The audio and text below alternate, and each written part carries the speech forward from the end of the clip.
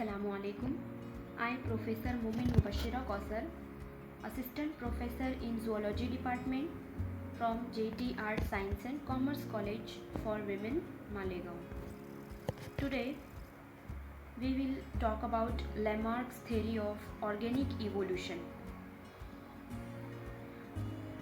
or Lamarckism. This theory is also called as theory of inheritance of acquired characters. This theory is proposed by the scientist Lamarck in 1801. Lamarckism is the first theory of organic evolution which was proposed by Jean-Baptiste de Lamarck. He is a French biologist.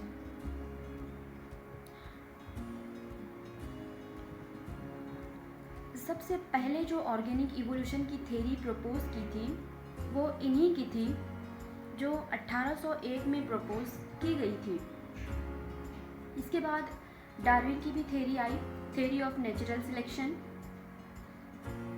जो कि Lamarck से 50 years ahead थी। Means Lamarck theory के 50 years के बाद उन्होंने अपनी theory publish की। Although the outline of the theory was brought to notice in 1801, but his famous book Philosophic Zoologies was published in 1809, in which he discussed his theory in detail. सबसे पहले Lamarck ने 4 sentences दिए थे अपनी theory में। 4 sentences उन्होंने बताए लैमार्क्स propositions. First one is internal vital force, effect of environment and new needs, use and disuse of organs, inheritance of acquired characters. अब पहला देखते हैं हम लोग internal vital force. All the living things and their component parts are continually increased due to internal vital force. इनका कहना था कि हर ऑर्गेनिज्म के अंदर एक ऐसा फोर्स होता है जिसके ज़रिए वो इंसान अपने खुद की ग्रोथ कर सकता है, वो अपने आप को बड़ा कर सकता है, किसी ऑर्गन को डेवलप कर सकता है या फिर उसका वॉल्यूम इंक्रीज कर सकता है। Then effect of environment influences all types of organisms. A change in environment brings about changes in organism. Means जैसे जैसे इन्वायरमेंट चेंज होगा ऑर्गेनिज्म के कैरेक्टरिस्टिक्स भी चेंज होते जाएंगे और वो इतना चेंज होगा इन्वायरमेंट के अकॉर्डिंग कि वो आगे जाकर एक नया स्पेसीज क्रिएट करेगा। देन इसी सेंटेंस में उन्होंने कहा न्यू नीड्स। अब न्यू नीड्स का क्या मतलब होता है कि मीन्स एक हम जैसा सोचेंगे या हम जैसा चाहेंगे वैसा हो जाएगा। मीन्स जैसे अगर मैं चाहूँ कि मुझे पर लग जाए, मैं उड़ सकूं, तो ऐसा पॉसिबल नहीं है। बट लैमार्क का ऐसा कहना था कि इफ़ेक्ट ऑफ मीन्स इन्वायरमेंट जिस तरह से चेंज होगा उसके अकॉर्डिंग में एक ऑर्गेनिज्म के कैरेक्टरिस्टिक भी चेंज होते हैं जैसा वो चाहे।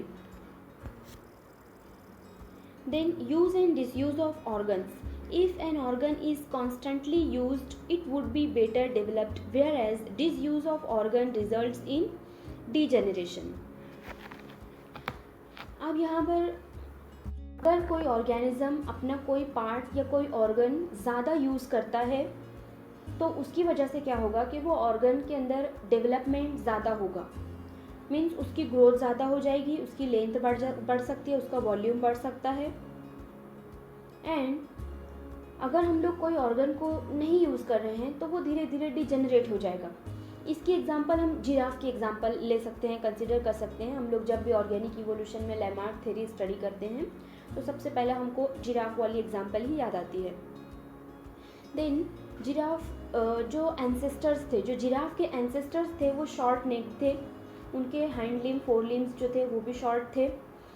तो वो क्या करते थे, जो लैंड की ग्रासेस थी उनके ऊपर फीडिंग करते थे। देन बाद में क्या हुआ, वहाँ का इन्वायरमेंट चेंज हो गया और इन्वायरमेंट कुछ इस तरह से चेंज होता है कि वहाँ पर जितने भी लैंड प्लांट्स और जो ग्रासेस हैं वो ख़त्म हो गई हैं। देन ये जो जिराफ थे उन्होंने क्या किया उन्होंने जो प्लांट लीव्स थी उनके ऊपर फीडिंग स्टार्ट की। अब वो प्लांट की लीव्स को खाने के लिए अपनी जो नेक थी उसको स्ट्रेच करते थे। दे कंटिन्यूली स्ट्रेचिंग देयर नेक्स, जिसकी वजह से क्या हुआ कि उनके जो आने वाली जो नई नस्ल थी, जो उनकी न्यू जनरेशन थी, उसके उन न्यू जनरेशन के अंदर जो जिराफ आए वो लॉन्ग नेक थे। उनकी लेंथ, उनकी जो नेक थी उसकी लेंथ काफ़ी ज़्यादा थी। Then fourth sentence is inheritance of acquired characters. Whatever an individual acquires to possess characters in its lifetime due to internal vital force, effect of environment, new needs and use and disuse of organs, they are inherited or transmitted to the next generation. The process continues after several generations. The variations are accumulated up to such extent that they give rise to new species. अब देखो Lamarck की theory जो थी, first sentence था internal vital force के organism के अंदर एक ऐसा फोर्स होता है जिसकी वजह से वो अपने आप को इंक्रीज़ करता है, साइज इंक्रीज़ करता है। देन दूसरा था effect of environment and new needs, जिस तरह से इन्वायरमेंट चेंज होता है उसी तरह ऑर्गेनिज्म के कैरेक्टरिस्टिक्स भी चेंज होते हैं। देन थर्ड सेंटेंस था use and disuse of organs, means हम जिस ऑर्गन को ज़्यादा यूज़ करते हैं उसके अंदर ग्रोथ एंड डेवलपमेंट ज़्यादा होता है। यहाँ पर हम लोग एक एग्जांपल ले सकते हैं कि जो रेसलर्स होते हैं, जो बॉडी बिल्डर्स होते हैं, वो कंटिन्यूवली जो है तो मसल्स का यूज़ करते हैं, जिसकी वजह से उनकी मसल्स जो होती है वो बढ़ जाती है। तो ये हो गया कि उनके मतलब ज़्यादा यूज़ करने से मसल्स के अंदर ज़्यादा ग्रोथ हो गई। यहाँ तक सब कुछ ठीक था लैमार्क की थ्योरी में। देन जैसे ही उन्होंने फोर्थ सेंटेंस लाया, इनहेरिटेंस ऑफ एक्वायर्ड कैरेक्टर्स,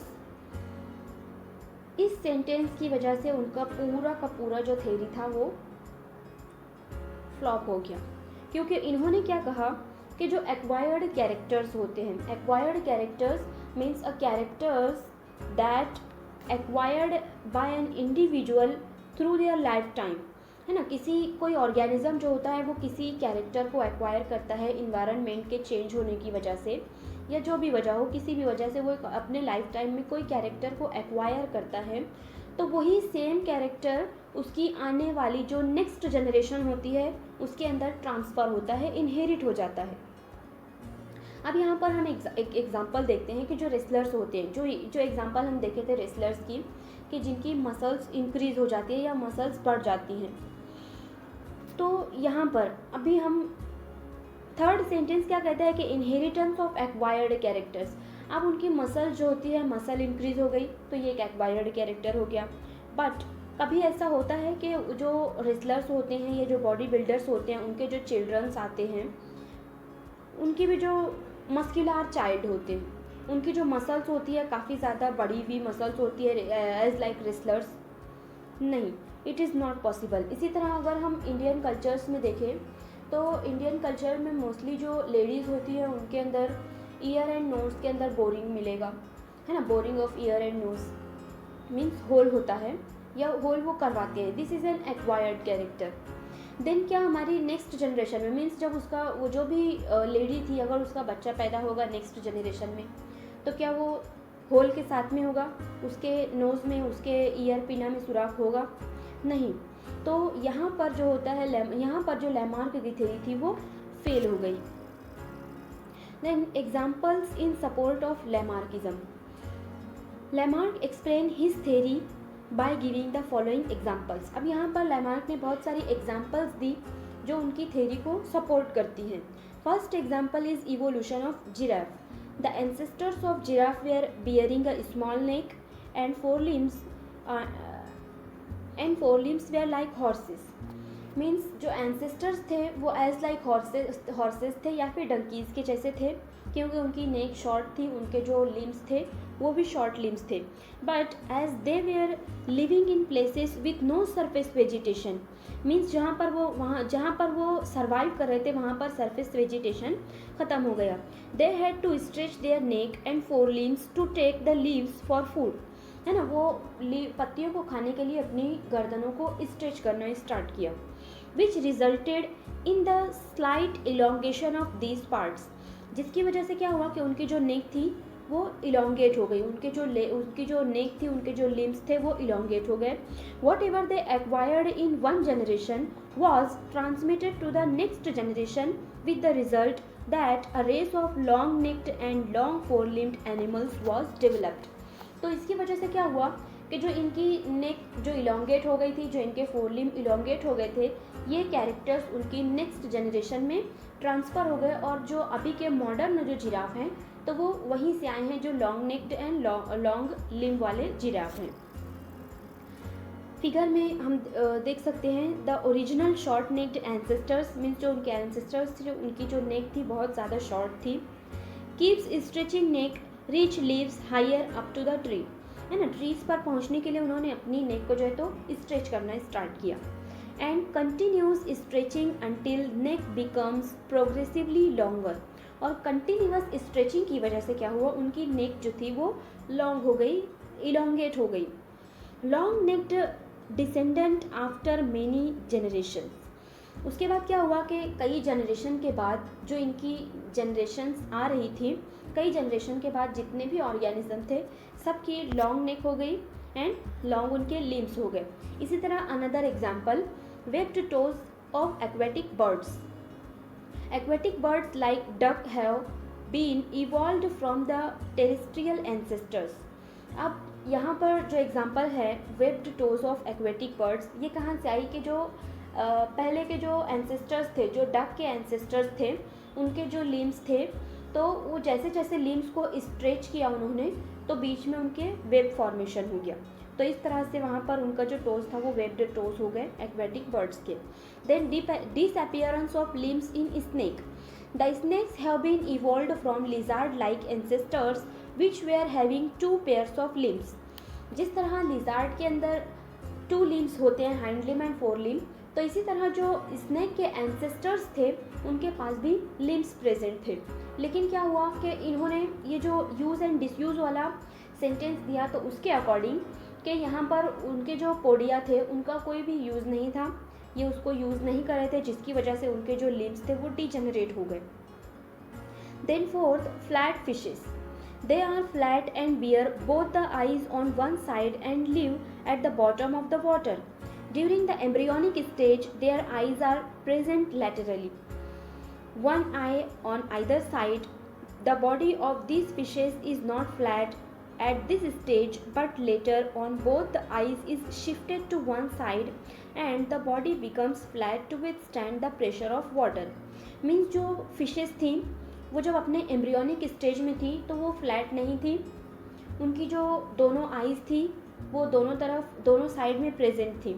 लेकिन जैसे जैसे उनका ग्रोथ एंड डेवलपमेंट हुआ तो ये फिशेस कैसी हो गई, फ्लैट हो गई. उनकी जो आइज़ थी वो एक तरफ शिफ्ट हो गई, both eyes are shifted on one side, एक ही तरफ शिफ्ट हो गई. और ये जो फिश फ्लैट हुई किस वजह से हुई, ताकि वो वाटर के साथ में सर्वाइव कर सके, जो वाटर प्रेशर है उसको सर्वाइव कर सके. देन फिफ्थ एग्जाम्पल है flightless birds.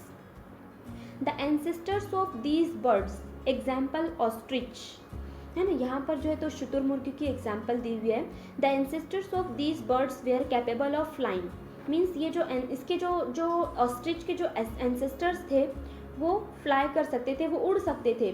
But due to some environmental factors they had plenty of food and were well protected, so they did not use their wings, and that's why they later became vestigial. Means यहाँ पर जो ostrich थे उनका जो environment change हुआ, उनको बहुत ज़्यादा फूड हासिल हो गया और वो बहुत ज़्यादा प्रोटेक्टेड रहने की वजह से वो उड़ते नहीं थे, जिसकी वजह से उनका विंग यूज़ में नहीं था और इस तरह से वो कन्वर्ट हो गए ऑस्ट्रिच में. मीन्स वो जो है तो उनकी फ्लाइंग जो है तो फ्लाई नहीं कर पाए और उसके बाद जो उनका विंग था जो फ्लाइंग के लिए वो यूज़ करते थे वो डिजेनरेट हो गया, उसकी मतलब कैपेसिटी, जो फ्लाइंग की कैपेसिटी थी वो ख़त्म हो गई. Then retractile claws of carnivorous mammals. The ancestors of carnivorous mammals such as lions, tiger, etc. had ordinary claws for tearing the fleshes of their prey. As they later gained the running The carnivorous mammals also had to run fast, for which claws were a hindrance. The animals therefore developed retractile claws. Means पहले जो Lions थे या पहले के जो tigers थे उनके जो क्लॉज थे वो नॉर्मल क्लॉज थे, मीन्स जो चीर फाड़ करने के लिए, फ्लेश को चीर फाड़ करने के लिए जो क्लॉज थे वो नॉर्मल क्लॉज थे, लेकिन धीरे धीरे वो इवॉल्व हो गए रिट्रैक्टाइल क्लॉज के अंदर. Then deer. The ancestors of deer were not having so much speed in running, but as they needed protection from other animals of that time, they started running, due to which present speed were achieved by the deer. अब पहले के जो dears थे, means अभी के जो modern dear है, उनके जो एंसेस्टर्स थे वो इतनी फास्ट रनिंग नहीं कर सकते थे. लेकिन क्या हुआ, बाद में उनका जो इन्वायरमेंट था चेंज हो गया, उनके जो प्रेयर्स थे वो ज़्यादा हो गए, जिसकी वजह से उनको रनिंग करना पड़ी. और फिर मॉडर्न जो डियर्स थे उनका जो बॉडी था वो एक स्ट्रीमलाइन बॉडी में कन्वर्ट हो गया, उनके जो मसल्स थे वो मसल्स बढ़ गए, बॉडी स्ट्रीमलाइन में आ गया. और जो अभी के जो मॉडर्न डियर हैं वो बहुत फास्ट स्पीड में रनिंग कर सकते हैं. Then cave dwellers. The ancestors of cave dwellers have had normal eyesight on account of living under continuous dark conditions. The animal lost their power to see. Means जो केव dwellers थे वो ज़्यादा दिनों तक अंधेरी और बंद डार्क जगह पर रहने की वजह से उनका जो आई साइट था वो अपनी पावर ऑफ साइट जो था उनका, उन्होंने उसको लॉस्ट कर दिया, है ना, वो जो अपनी जो नज़र थी उसको खो दिया. इसी तरह की बहुत सारी एग्जांपल्स दी उन्होंने. इमर्जेंट हाइड्रोफाइट्स की भी एग्जांपल आती है इसी में. देन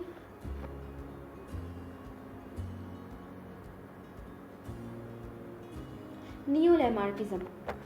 बहुत सारे साइंटिस्ट ने मिलकर जो है तो ये एक नई थ्योरी थी जिसको नियो लैमार्किज्म के नाम से जानते हैं. मीन्स लैमार्क की जो थ्योरी थी उसके सपोर्ट में बहुत सारे जो साइंटिस्ट थे उन्होंने अपना अपना एक्सपेरिमेंट किया. तो इसमें एक एक्सपेरिमेंट आता है, germ cell may be form from the somatic cell indicating similar nature of chromosome and gene makeup in two cell lines. Example, regeneration in earthworms, vegetative propagation in plant like bryophyllum. A part of zygote of human female can develop into a complete baby. यहाँ पर जो somatic cell होते हैं उनके ज़रिए जो है तो रीजनरेशन होता है, ग्रोथ होता है. इसी तरह जो एक साइंटिस्ट है ऑगस्ट वीजमैन, ए वीजमैन, एक साइंटिस्ट है ए वीजमैन. उन्होंने एक एक्सपेरिमेंट किया रैट्स के ऊपर. उन्होंने क्या किया कि जो रैट्स थे उन्होंने 2 रैट को लिया, उसके बाद उनकी जो टेल्स थी उनकी टेल्स को कट कर दिया और फिर उनकी मेटिंग करवाई. और उनकी जो नेक्स्ट जनरेशन थी, जो रैट्स मिले उनको, वो टेल वाले रैट्स थे, उनको नॉर्मल टेल प्रेजेंट थी. देन उन्होंने फिर वो जो नॉर्मल टेल वाले रैट्स थे उनकी टेल को कट किया और फिर से उनकी मेटिंग करवाई. फिर से उनको जो नेक्स्ट जनरेशन थी, जो रैट्स मिले, वो फिर से टेल थे. इसी तरह उन्होंने कंटिन्यूसली 21 टाइम्स जो है तो इसी एक्सपेरिमेंट को किया. मीन्स जितनी भी बार उन्होंने रैट को लिया सबकी टेल कट कर दी और उसके बाद उनकी मेटिंग करवाई और उन्हें जो नेक्स्ट जनरेशन मिली वो टेल्ड रैट्स थे, मीन्स उनको टेल प्रेजेंट थी. तो उन्होंने फिर एक सेंटेंस दिया कि जो सेल्स होते हैं, मीन्स अगर हम सोमैटिक सेल्स के अंदर अगर चेंजेस आते हैं या सोमैटोप्लाज्म के अंदर हम चेंजेस करते हैं तो उसकी वजह से जो कैरेक्टर्स हैं वो नेक्स्ट जनरेशन के अंदर ट्रांसफ़र और इनहेरिट नहीं होते हैं. लेकिन अगर यही चेंजेस हम जर्म सेल के अंदर करें या जर्म प्लाज्म के अंदर चेंजेस आते हैं तो वही कैरेक्टर्स नेक्स्ट जनरेशन के अंदर इनहेरिट होते हैं. Then merits and demerits of Lamarckism. The merits of Lamarck theory are quite obvious. We always adopt according to our need. Means हमें जैसी ज़रूरत होती है हम उसके अकॉर्डिंग उस इन्वायरमेंट में अडॉप्ट हो जाते हैं. Then the organ which use more becomes more user friendly. जिस ऑर्गन को हम लोग जितना ज़्यादा यूज़ करेंगे वो उतना ज़्यादा यूज़र फ्रेंडली हो जाता है. Then the organ that we do not use, that organ will not develop और that organ will not exist any more. जिस ऑर्गन को हम लोग यूज़ नहीं करेंगे वो धीरे धीरे डिजेनरेट हो जाएगा या नॉट एग्जिस्ट हो जाएगा। But there are some demerits in the Lamarck theory that there is no proof to explain this process। Lamarck के पास कोई प्रूफ नहीं था कि उन्होंने जो अपनी थ्योरी प्रपोज की है उसके अकॉर्डिंग में कोई उन्होंने प्रोसेस नहीं बताया, उसका प्रोसेस नहीं बताया। Then the main point is the new organ in the organism will not from according the need of the organism or according to their wish। Means हम लोग अपनी मर्ज़ी के मुताबिक या अपने ख्वाहिश के मुताबिक अपना कोई ऑर्गेनिज्म या अपना कोई ऑर्गन डेवलप नहीं कर सकते।